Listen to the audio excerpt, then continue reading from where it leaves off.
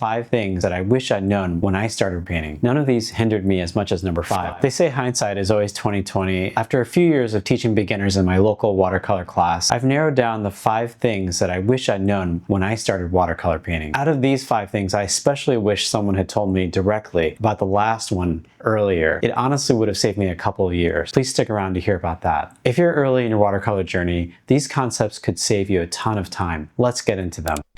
Number 1, brushstroke techniques. Number 1 is actually a set of 3 fundamental brushstroke techniques that I now love sharing with beginners. In the beginning, I didn't even have a concept of different brushstrokes being useful for different applications. I was using the few hobby brushes I had around the house because of some painting projects my wife had done. In fact, the whole world of painting with brushes was new to me even just 10 years ago. So the nuances of these different brushstroke techniques didn't become clear to me until much later, after I read a few books about watercolor painting. If I'd had this knowledge earlier, it would have saved me a lot of trial and error, and it would have given me more confidence with different subject matter. These techniques are called dry on dry, wet on dry, and wet on wet. Basically, these just describe the relationship of the amount of water and pigment on your brush versus the amount of water that's on the paper. So dry on dry means a dry brush on dry paper. Wet on dry means a wet brush on dry paper. And wet on wet means a wet brush on wet paper. Going to the first one, dry on dry, it's kind of a misnomer because you can't really pick up paint with a dry brush. So these concepts are relative, right? They're on a spectrum of less dry to very wet. So dry on dry actually means there has to be some moisture on the brush. So with a little moisture on the brush, we can pick up some pigment, and you can see when I put it down on the paper, it goes on very saturated. And if I keep dragging it out, it will run out of paint. And then you can see the texture of the paper come through. And it also has a hard edge. So you can see how this would be useful for rough surfaces, a wall, the ground, sand. This is good for being able to control the paint. So it gives you maximum control over the painted area. The next technique is wet on dry. And we're going to add a little bit more water to the brush.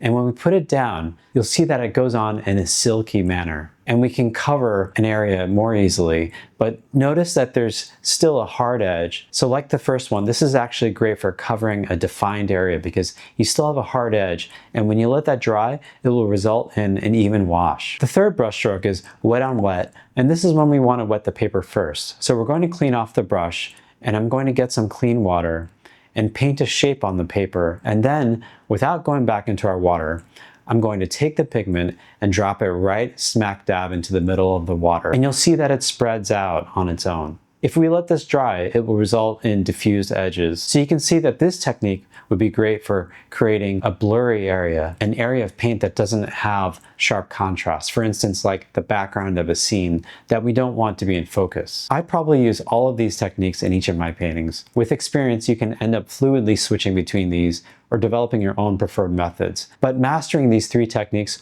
will take you so far in approaching most kinds of subject matter. Number 2, lifting.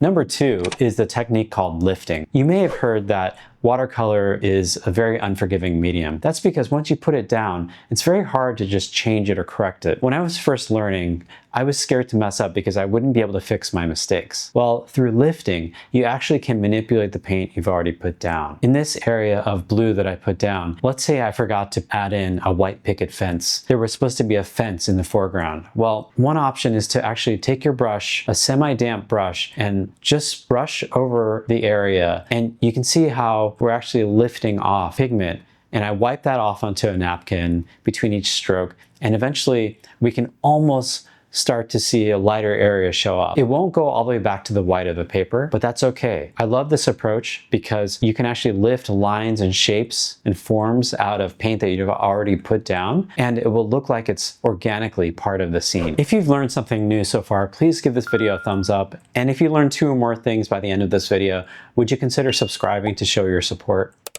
Number 3, paper happiness. Like 1 and 2, number 3 is also pretty fundamental and important, but honestly, none of these hindered me as much as number 5, which I'm getting to soon. My first attempts at watercolor were in sketchbooks, and all of those pages buckled and curled when I painted with a little too much water. It probably made me paint smaller and tighter because of that. Once I felt going beyond the sketchbook, the world of paper was intimidating. And in the beginning, I experimented with many different ways of keeping my paper flat. Watercolor artists stretch the paper in order to minimize the buckling, and there are many ways to do this. Binder clips, water activated gum tape, staples, wooden stretcher bars, or just wetting both sides of the paper. I've tried all of these techniques, but what I've landed on is just good old tape on all 4 sides of the paper. This is artist tape that I get from Blick. I'll include an affiliate link in the description below, and I use it on almost every single painting now.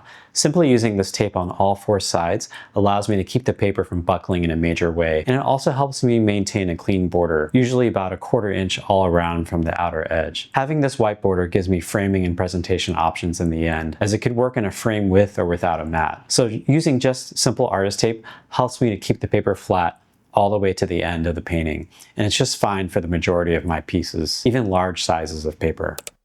Number 4, painting on an incline. Number 4 is such a simple practical tip. Like most beginners, I painted on a flat piece of paper on the table, playing with the water and paint, applying it and waiting to see what happened. Watercolor is unpredictable, but once I learned that I could prop up my paper and then let gravity help me, this was a game changer. If you paint with your paper on an incline, slanted toward you, you know that the paint or water you put down will always flow downward to you. This is a form of predictability that you can inject into the medium. You still have to master regulating that flow of water, but at least it's always in that same direction. Honestly, painting on an incline has done wonders for my painting experience.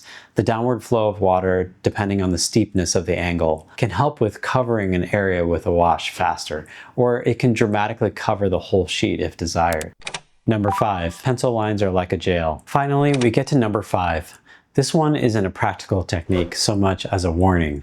I don't know who coined the phrase, but it ingeniously captures the joy and the drama of watercolor painting. We all probably turn to watercolor because of its freeing qualities. I've even heard of a therapist recommending watercolor painting to one of my students because of the discipline of letting go that it requires. So ironically, one of the things that can negate this benefit is the use of pencil lines. When I first started painting with watercolor, I wanted to get the details right, so I made careful pencil drawings before painting. Now I did have fun making those paintings, but eventually I grew to not enjoy them as much. Then I realized how fun it was to just paint directly onto the paper without pencil. And it's a skill that helps a lot with painting outdoors or whenever you're tight on time. But I still get inspired to paint complex, detailed subject matter. And eventually I figured out that when there's a lot of detail and I do a pencil underlayer, I can just go in and lightly erase much of the line work, so that it's very faint.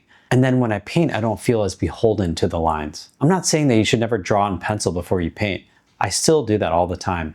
But I became aware that the more lines I put down, the harder it was to trust my own sense of line and form.